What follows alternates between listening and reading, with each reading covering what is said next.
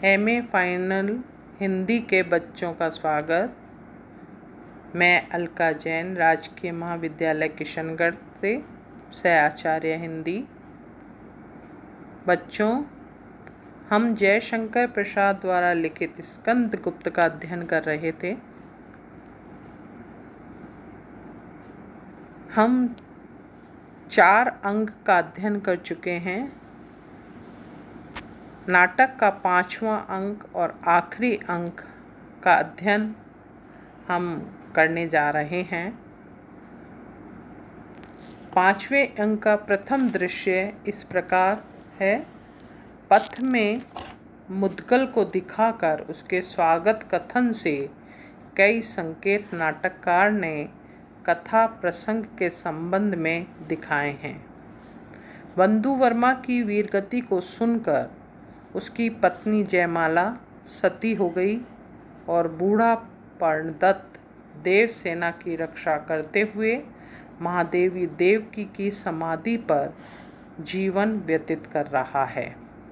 विजय के विचारों में कुछ अनुकूलता आई है। अनंत देवी ने पुरगुप्त के साथ हुणों से संधि कर ली है। मगध महादेवी और परम भट्टारक बनने का अभिमान हो रहा है। भट्टारक अपनी मूर्ख बुद्धि और कुकर्मों पर पश्चाताप कर रहा है। उसी समय मंच पर विजया आती है। उन दोनों को बातचीत में केवल इतना ही कथा प्रसंग के संबंध में ज्ञात होता है कि युवराज स्कंद को अपनाने के लिए अपना बचा हुआ रत्नगृह सेना संगठन के लिए भेंट करेगी। मुद्गल उसकी बातों और कृत्यों पर अविश्वास प्रकट करता है। उसके चले जाने पर भट्टारक एकांकी मंच पर प्रवेश करता है, जिससे उसके हृदय पर पश्चाताप ही प्रकट होता है। इस प्रकार भविष्य की आशामयता के साथ इस दृश्य की समाप्ति होती है और फिर खुलता है द्वितीय दृश्य। कनिष्क स्तूप के निकट महादेवी की समाधि के निकट एकाकी अवस्था में टहलता हुआ अपनी असहाय अवस्था को प्रकट कर रहा है। उसके कथन से स्पष्ट होता है कि जब वह आपत्तिग्रस्त असहाय बालकों और बिछड़े हुए जनों को आश्रय में रखकर भिक्षावृत्ति से उनका पालन पोषण करता है। देवसेना नाच गाकर नागरिकों से कुछ मांग लेती है। यहाँ नागरिकों का हीन चरित्र प्रकट में विलासी नागरिक देवसेना के कारण ही कुछ दे देते हैं। वैसे उनकी आंखें देश की दयनीय अवस्था की ओर से पूर्णतः बंद है। अपनी दीनवृत्ति और सम्राट स्कंद की स्मृति से देवसेना के गान का आश्रय लेकर अपने हृदय के भावों की अभिव्यक्ति करती है। तभी भेष बदले हुए स्कंदगुप्त आकर अपनी माँ की समाधि को प्रणाम करता है। देवसेना उसे पहचान लेती है। स्कंदगुप्त मालव देश कुमारी की हीन वृत्ति को सुनकर दुखी होता है।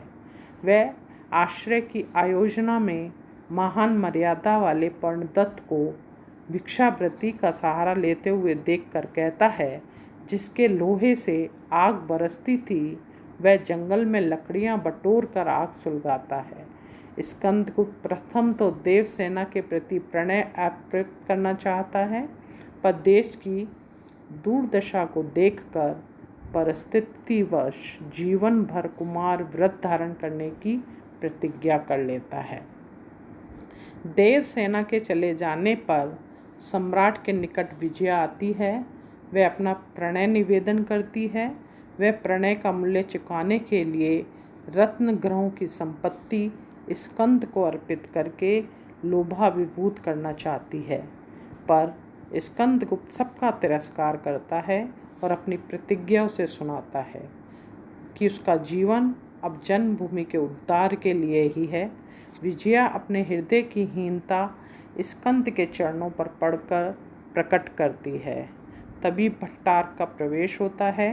विजया अपनी भूल स्वीकार करती है। प्रायश्चित की अग्नि में वह आत्महत्या कर लेती है।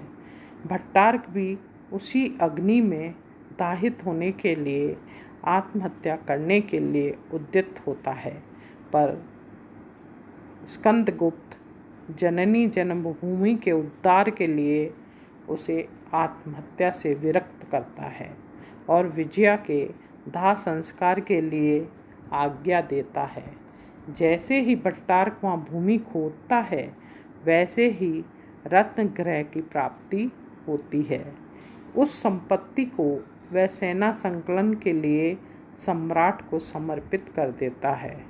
तभी स्तूप की ओर नागरिकों के उत्सव में सम्मिलित होने के लिए वे दोनों प्रस्थान करते हैं और फिर खुलता है तृतीय दृश्य। इस दृश्य में नागरिकों के उत्सवों में संपूर्ण देश सेवक भेष बदले उपस्थित होते हैं। देवसेना अपना गीत गाकर जनसमूह को देश की दुर्दशा पर उत्तेजित करना चाहती है। तभी चक्रपालित और भीम आर्य पर्णदत्त की जय जयकार करते हैं। पर्णदत्त अपनी जय के स्थान पर जन्मभूमि की रक्षा के लिए भीख मांगना चाहता है, प्राणों की, जीवन की। स्कंदगुप्त भीड़ से निकलकर तदर्थ अपने को समर्पित करता है। तभी नागरिकों में से बहुत से युवक उच्च कार्य के लिए प्रस्तुत होते हैं। उस समय भेष बदले हुए सभी पात्र प्रकट होते हैं और सम्राट का जयनाद करते हैं और फिर खुलता है चौथा दृश्य। महाबोधि के बिहार में अनंत देवी पुरगुप्त, प्रख्यात कीर्ति और हूण सेनापति देखे जाते हैं। हूण सेनापति को प्रख्यात कीर्ति वीरतापूर्वक स्वाभिमान से उत्तर देते हैं कि समस्त उत्तरापथ का बौद्ध संघ जो तुम्हारे उत्कोच से प्रलोभन में भूल गया था, वह अब ना होगा। अनंत देवी प्रख्यात कीर्ति को डराना चाहती है, पर वह अपनी बात से विरक्त नहीं होता।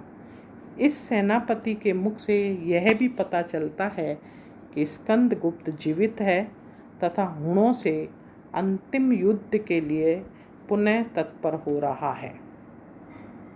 पुरगुप्त का चरित्र यहाँ भी निष्प्रभ दिखाया गया है। सहसा दृश्य के अंत में कुमार धातुसेन प्रवेश करके कुचक्रियों को बंदी बनाते हैं। अंत में वे सब साम्राज्य के स्कंधावार की ओर ले जाए जाते हैं और फिर खुलता है पांचवा दृश्य। रणक्षेत्र के सभी देशभक्त प्राणपण से विदेशियों को भारत भूमि से बाहर करने के लिए अपने जीवन को अंतिम लड़ाई लड़ने के लिए तत्पर दिखाई देते हैं। वीरों को उत्तेजित करने वाला एवं जननी जन्मभूमि के लिए मर मिटने की प्रेरणा देने वाला रण क्षेत्र में प्रारंभ में ही वीर रसपूर्ण गान होता है। उस समय उत्तेजित भारतीय वीरों के सामने हूण सेना के साथ खिंगल धावा बोलता है और घोर युद्ध के पश्चात खिंगल घायल होता है और बंदी बनाया जाता है। तीव्र आघात से वृद्ध प्रणदत्त को गरुड़ ध्वज की छत्र छाया में वीर गति प्राप्त होती है। सभी वीर प्रणदत्त की जय जयकार करते हैं। उसी समय बंदी वेश पुरगुप्त और अनंत देवी के साथ धातुसेन का प्रवेश होता है। अनंत देवी पुत्र की दुआई देकर लज्जा का अनुभव करती है। स्कंदगुप्त देश की दुर्दशा की ओर संकेत करते हुए माता के पद को सदैव क्षम्य मनाते हुए केकई के समान उसके स्वाभाविक प्रवृत्ति की वो ही दोष देता है। पुरगुप्त के द्वारा पैर पकड़ते ही स्कंदगुप्त रक्त का टीका लगाकर साम्राज्य समर्पित करता है और कहता है कि उसके पीछे किसी प्रकार की जन्मभूमि की दुर्दशा ना हो। दयापूर्वक स्कंदगुप्त हूण को छुड़वा देता है और प्रतिज्ञा करवाता है कि वह कभी भी इस पवित्र भूमि की ओर आंख उठाकर ना देखे। बच्चों, और फिर हमारा छठा दृश्य नाटक का अंतिम दृश्य दिखाई देता है। यहाँ परिणाम की घोषणा होती है, जो कि पिछले दृश्य में भी हो जाती है, परंतु यह दृश्य स्कंदगुप्त के अपूर्व त्याग और देवसेना के अपूर्व संयम को प्रकट करता है। प्रारंभ में देवसेना का हृदय स्पर्शी गीत हो रहा होता है, जिसमें उसके आंतरिक भावों की अभिव्यक्ति है। स्कंदगुप्त की अंतिम स्थिति, जिसमें वह देवसेना की पृथक न रहने की अवस्था को प्रकट करता है, वह बड़ी ही हृदयद्रावक है। अंत में संयम और त्याग की मोह और आकर्षणों पर विजय होती है। स्कंदगुप्त जीवन भर के लिए एकांत साधना का व्रत लेकर जाने को तत्पर हैं। देवसेना घुटने टेककर उसे प्रणाम करती है और वह सिर पर हाथ रखता है। इस प्रकार मूक वेदना के साथ अपूर्व त्याग की विजय होते हुए जो है यह नाटक यहाँ समाप्त होता है। सभी पाठक विमुक्त होते हैं। इसी आनंद सागर में डुबकी लगाते हुए यह नाटक की यहाँ समाप्ति हो जाती है। और इस प्रकार स्कंदगुप्त जो नाटक है, जिसमें इतिहास और कल्पना का सुंदर समन्वय जयशंकर प्रसाद ने किया है, जिसमें कुछ घटना तो वास्तविक हैं और कुछ कल्पना के आगोश में उसे मनोरंजनात्मक बनाया गया है। तो बच्चों, ये थी जयशंकर प्रसाद द्वारा लिखित स्कंदगुप्त, जो कि मगध देश के गुप्त साम्राज्य की, उज्जैनी के गुप्त साम्राज्य की जो है शासन की घटनाओं को चित्रित किया गया है। धन्यवाद। यहाँ हमारा स्कंदगुप्त समाप्त होता है।